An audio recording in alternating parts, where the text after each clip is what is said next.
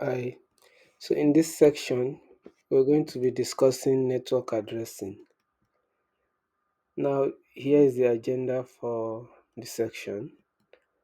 Now, what is IP address and subnet mask?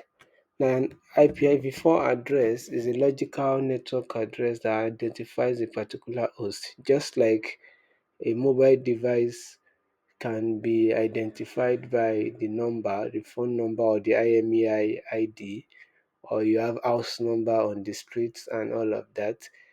IP addresses are unique addresses that identifies devices on a network. Now it is configured usually for to ensure that there is unique communications across the network, and it's associated with the NIC. Now the structure of an IP address is 32 bits, which is structured in 4 octets, and each of the octets is for 8 bits. By 8 bits, we mean that if you look at this structure for octet 1, we have 8 bits, 1 to, like in binary, we have 1 to 128 octal bits, and each of them has a maximum of 0 to 255 in binary, in decimal. So it means that for each octet, the decimal number ranges between 0 to 255, while the in terms of binary, you have a maximum of 8 bits for each octet. So an example of this is let's say 192.168.1.5, and as you can see here in the first octet, which is 5, you have the decimal of 5, and the binary equivalent of this is what you have here, which is 0000000101. And how do you calculate that? A very easy way to do that is to have 2 raised to power n. Like, so 0 now, under the first octet you have 1, then the next one you have 2, then 2 raised to power 2 is 4, 4 raised to power 2 is 8, 8 raised to power 2 is 16, like that till 128.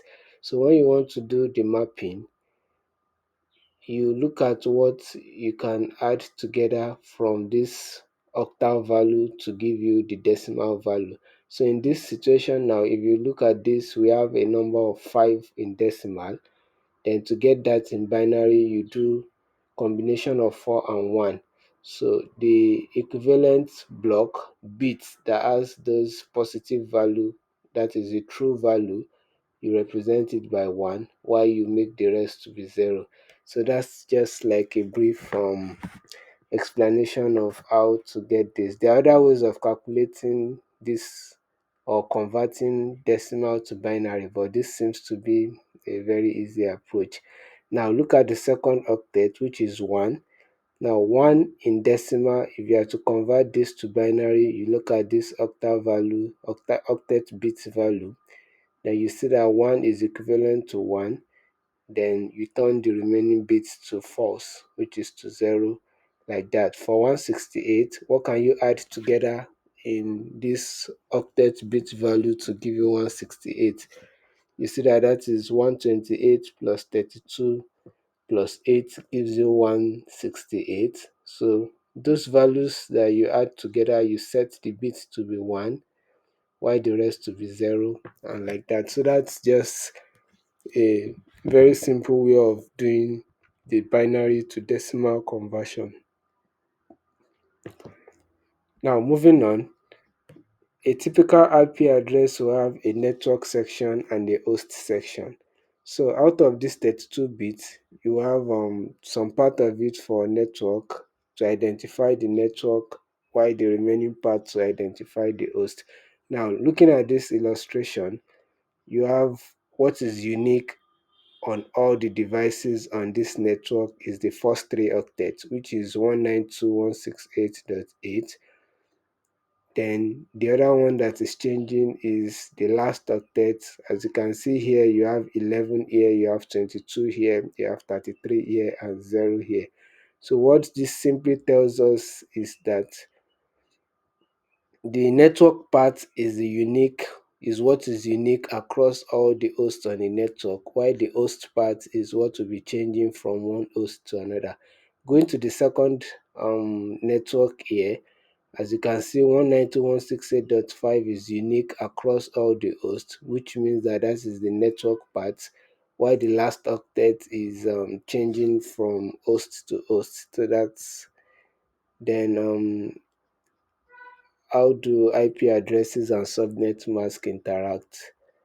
So when a host sends a packet, it compares the subnet mask to its own. So basically, hosts that has the same subnet mask and the same network part, they are the ones that could communicate on the network. But once the subnet mask is different, you can't establish a communication. So it means that when a packet is about to be sent, the host will compare its own subnet mask with that of the destination IPv4 address. So once it matches and the network part of the IP address also matches, then it means communication can be established. An example of that is what we are seeing here. You see, this has a subnet mask of 255 in 3 octets, and this is also 255 in 3 octets.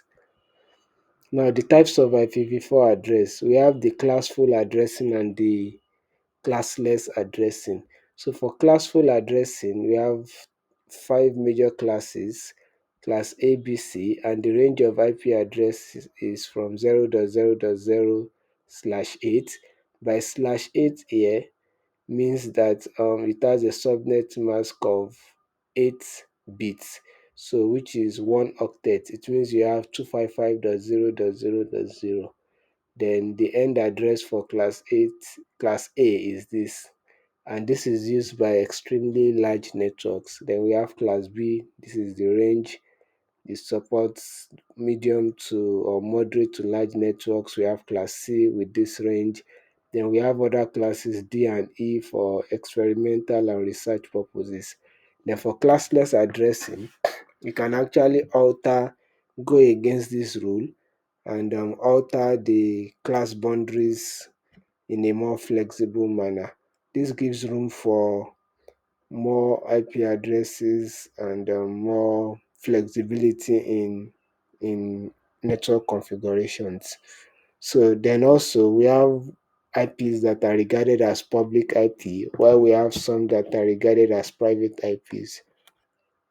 The primary difference between a public IP and a private IP is that a public IP is routable over the internet, while a private IP address is not routable over the internet.